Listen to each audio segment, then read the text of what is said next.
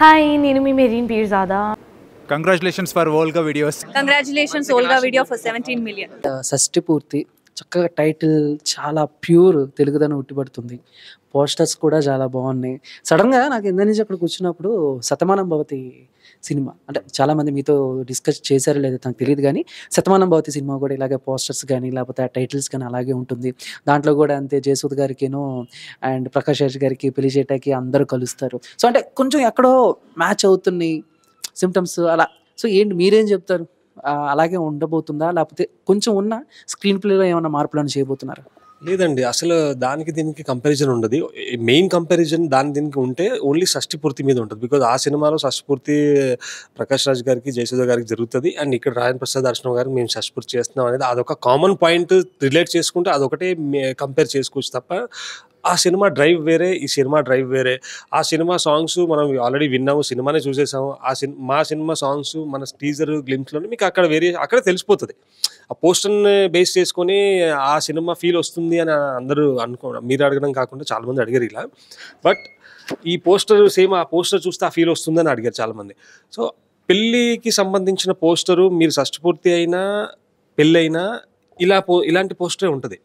So ఇలా poster ఉన్నంత మాత్రాన ఆ ఇంకో సినిమాతో మనం రిలేట్ చేసుకుంటున్నాం, కానీ ఆ రిలేటబుల్ స్టోరీ మంది కాదు.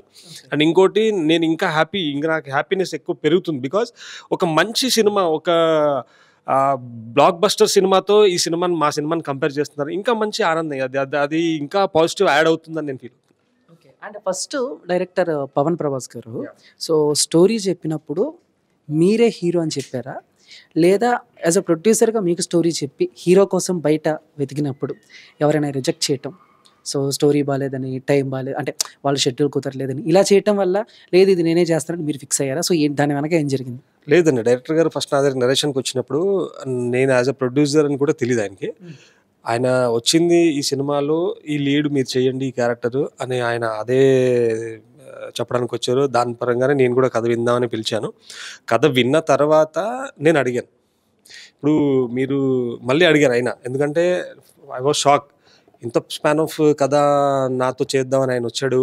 మరి ప్రొడ్యూసర్స్ ఏంది కదా అంటే, నాకు ప్రొడ్యూసర్స్ ఆల్రెడీ ఉన్నారు సార్, ఒక ఇద్దరిని కలిపి చేద్దాం అనుకుంటున్నాను. ఒక ఆయన ఓకే అన్నారు, ఇంకో ఆయనతో డిస్కషన్ నడుస్తుంది. వాళ్ళిద్దరు ఆల్మోస్ట్ 1 వీక్లో టేబుల్ మీద సిట్టింగ్ ఉంది, అది లాక్ అయింది అంటే మనం స్టార్ట్ అయిపోదాం.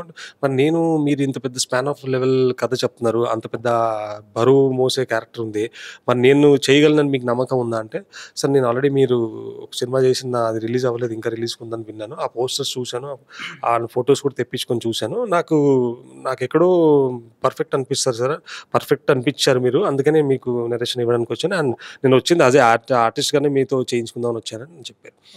అంటే హీరోయిన్ విషయంలో కూడా సో ఫస్ట్ చాయిస్ ఆకాంక్ష గారేనా, లేదా వేరే వాళ్ళకి వెళ్ళి కొంచెం మళ్ళీ? లేదు, ఫస్ట్ చాయిస్ ఆకాంక్ష గారే. ఈవెన్ అర్చన గారు కూడా ఆకాంక్ష, అందరూ ఫస్ట్ చాయిసే. మనకి ఏ రోజైతే బ్రెయిన్లో క్యారెక్టర్ మొత్తం రైటింగ్ పరంగా ఒక క్యారెక్టర్ రైటింగ్ సెన్స్లో పేపర్ మీద ఎస్టాబ్లిష్ అయిపోయిందో, అప్పుడు ఈ క్యారెక్టర్కి ఈవిడ ఉంటే బాగుంటారు అని ముందు అర్చనమ్మ గారు కూడా అలానే ఓకే చేసుకున్నాం, ఆకాంక్ష గారు కూడా అలా ఓకే చేస్తాం.